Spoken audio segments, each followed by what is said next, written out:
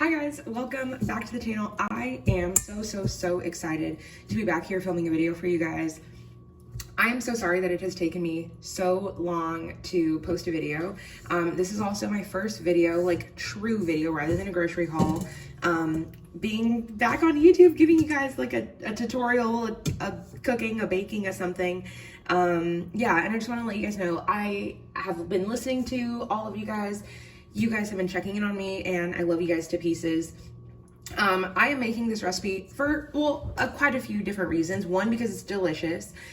Two, because it's in the festive season. And three, because my Theo Ricky commented and he said, hey, Amber, where are your candy cane cookies? You need to be posting that. So here you are, Theo Ricky. I wish I could send them. By the time they get there, it would take a month. For those of you guys that do not know, we recently moved from Central Texas to South Korea. So we got here in October and we've been here ever since, and we will be here until October of 2024.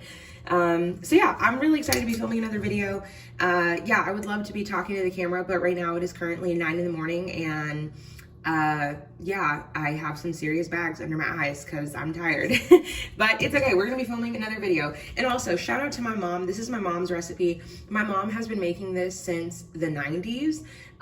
This is my mom's recipe. It is beautiful. I have not changed any, well, you'll see one thing, I'm just switching up a different brand. But you know, brands are different now than they were back when I was born. But we're gonna get started. We're gonna add half of a cup of butter, which is 1 stick. Mine happens to be salted. Salt is not something that my mom has in her recipe. So if you are using unsalted butter, then I would add about 1/4 teaspoon of some salt. But if you're using salted like I am, it is what it is. But I'll be honest, I don't really notice that significant of a difference if butter is salted or not, or if you add salt to a recipe or not. It's just, I don't know, I don't notice it. Do you?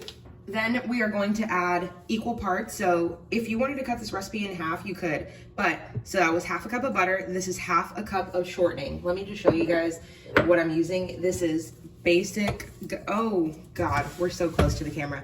This is basic, good old commissary brand of vegetable shortening. Could you use the Crisco brand? Yes. Could you use their buttery kind of sticks? You sure could. It would make it easier so you don't have to, like, I weighed mine, so that's why, you know, I know that I have a half cup. But yeah, if you wanted to use the butter sticks to make your life easier, go for it. And every good cookie needs sugar. We are going to use powdered sugar. Now, do not make this recipe with granulated sugar. Granulated sugar and powdered sugar, two completely different things. Could you make your own powdered sugar by blending up some sugar and making it powdered sugar? Yes, but just buy a bag of powdered sugar. They're like $1. All you need is 1 cup. Then we can go ahead and add our paddle attachment, and we're gonna cream these together. And while that's going, I like to go ahead and add about 1 teaspoon of vanilla.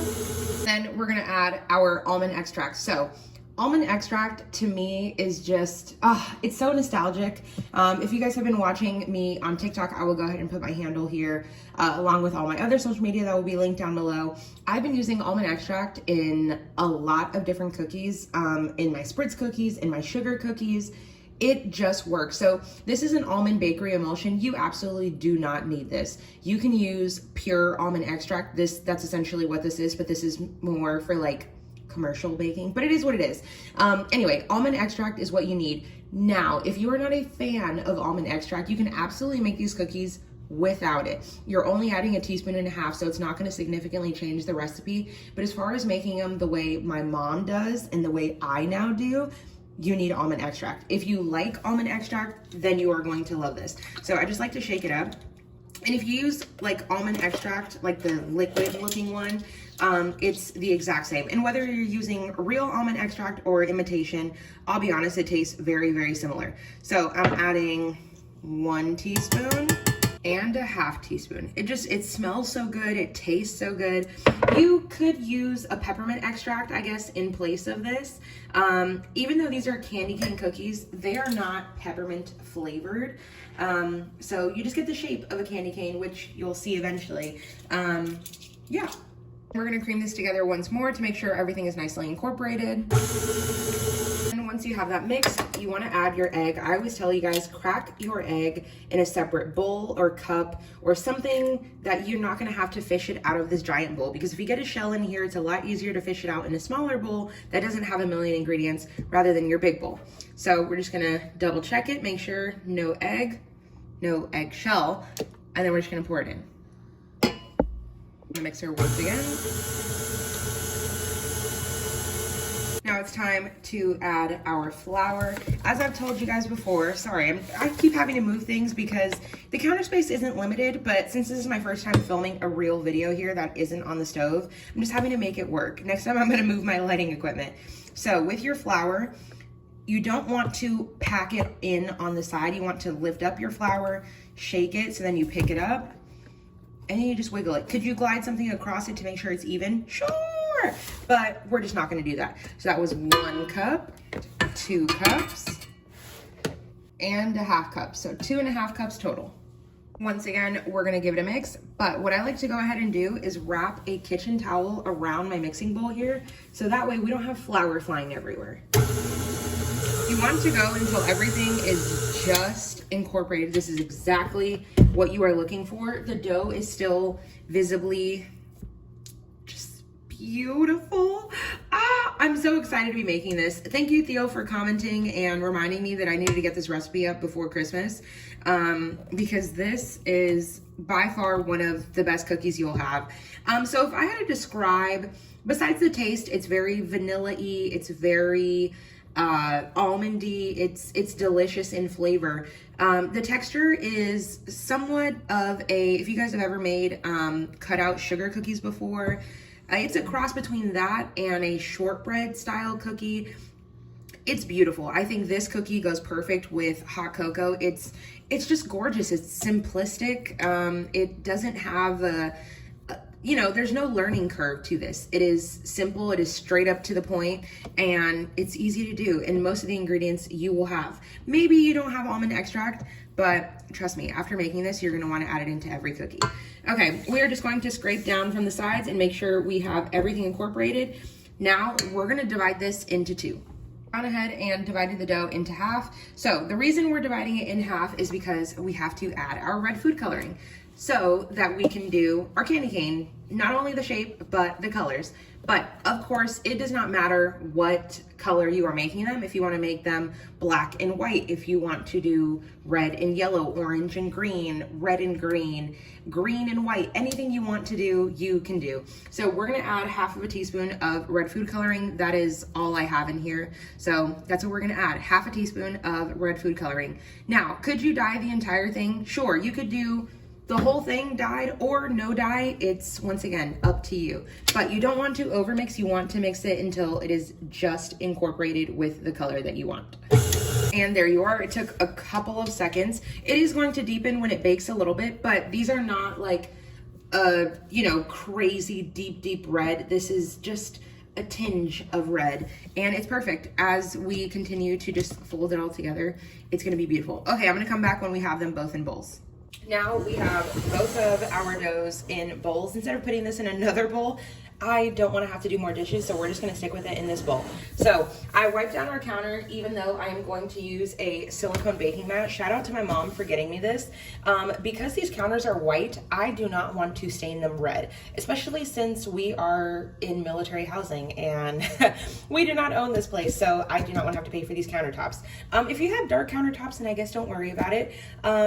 But yeah, if you can put down something like this, or even plastic wrap, or worst case, a piece of aluminum foil, something so that it's not making direct contact, even a grocery bag that's like never been opened, just like take one when you go to the grocery store, cut it in half, tape it down on the corners, you're good to go. Amber's life hacks. But so what you can do is, the dough is slightly tacky. Now, because I put on gloves. I put on gloves because, well, 2 reasons. One, I don't want to dye my hands red with the red. But if you're just doing all white cookies, then you don't have to worry about that. But then 2, I just don't want cookie dough in between my fingers. Yeah, that's not for me. But what I'm going to do, that was a brand new lid of, what's that called? Shortening. So I'm going to take a little bit of that shortening and then just rub it. And we're just going to make our gloves shiny.